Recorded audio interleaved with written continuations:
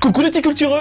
J'espère que vous allez bien. Aujourd'hui on se retrouve pour une vidéo un petit peu spéciale, puisqu'on va parler d'un sujet un petit peu différent d'habitude, les vidéos YouTube. LOL. Alors pourquoi parler de ça, vous allez me demander? Eh bien c'est simple. En fait, les vidéos... Tu fais quoi là? Bah une vidéo YouTube quoi. Ah non, non, c'est pas ce que t'es en train de faire. Ah bon, bah je fais quoi alors? Bah tu fais de la merde.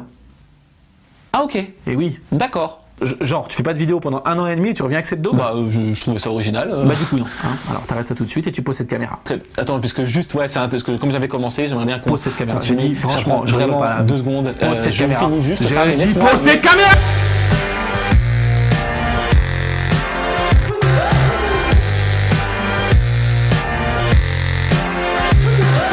La vidéo est un objet culturel comme les autres, même si c'est pour Internet. Voilà, à très vite.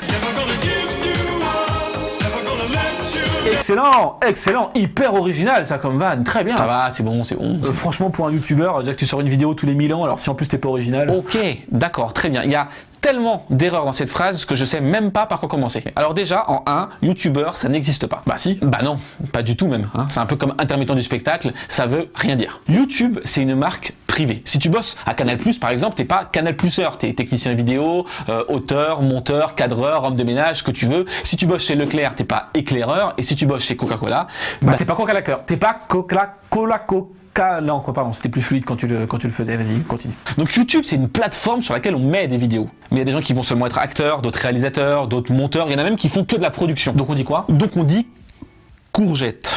Pardon? Non, je cherchais une blague là, mais j'ai été pris de court.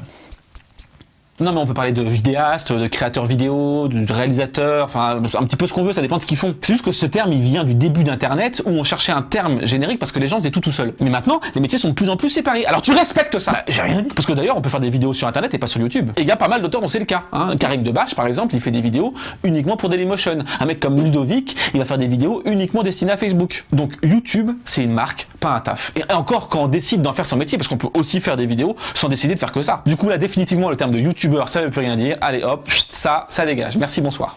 Ouais, non mais d'accord, mais bon, ça excuse toujours pas le fait de faire une vidéo tous les 1000 ans. Tout doux bijou, j'y arrive. Internet, c'est un média nouveau. Qui dit nouveau, dit création de nouveaux codes. Un peu comme au début du cinéma avec Georges Méliès ou du dadaïsme avec Marcel Duchamp, hein. On en a déjà parlé, vous l'avez. Eh ben, là, il y a tout à inventer. Le problème, c'est qu'on n'aime pas trop la nouveauté, hein, parce que ça fait peur. Et il y a qu'à voir l'art contemporain qui se fait labourer la gueule à chaque fois que ça tente un truc nouveau.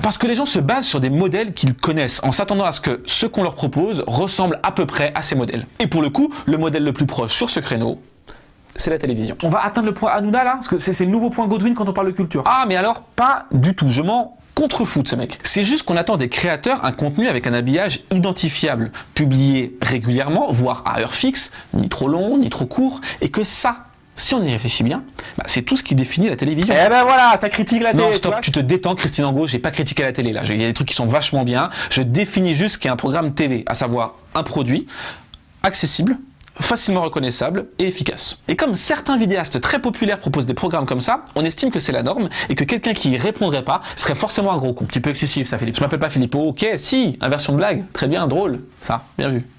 Mais alors, créons un nouveau modèle. On a la chance d'avoir quelque chose qui est nouveau, ne reproduisons pas ce qu'on connaît déjà. Sur Internet, on est libre de faire ce qu'on veut, quand on veut, comme on veut, et on a de compte à rendre à personne. Parce qu'on n'est pas à la télé. Bon, et alors dans la culture, ça donne quoi? Oui, parce que c'est un petit peu le sujet de la chaîne quand même. Oui, parce que c'est un petit peu le sujet de la chaîne. Un petit peu trop agressif ça. J'y arrive. On peut pas parler de tout ce qui se fait sur Internet, alors on va rester sur notre exemple de YouTube. Si on tape artiste dans la barre de recherche de YouTube, on tombe sur ça.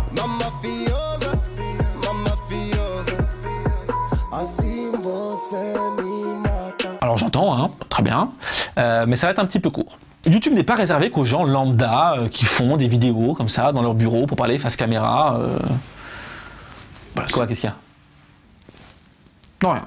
De nombreux musées français ont leur chaîne YouTube, par exemple. Hein. Le musée d'Orsay, 320 vidéos. Le musée du Louvre, 260 vidéos et de nombreuses collaborations avec des vulgarisateurs dans une playlist intitulée « Le Louvre invite les youtubeurs ». Ok les gars, si vous faites pas d'efforts, ça va être compliqué là.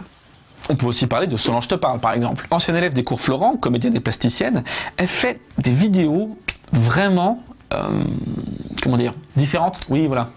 différente de ce qu'on a l'habitude de voir. À mi-chemin entre performance artistique et podcast classique, elle brouille la frontière entre art contemporain et produits mainstream, et ça forcément, c'est intéressant. Parlons aussi de la chaîne du Grand Palais qui fait des vidéos trop choupinou doudou parce que c'est des petits enfants qui parlent d'un tableau. Oh oui, c'est trop kiki ça. Oh, c'est trop loulou les petits loulous.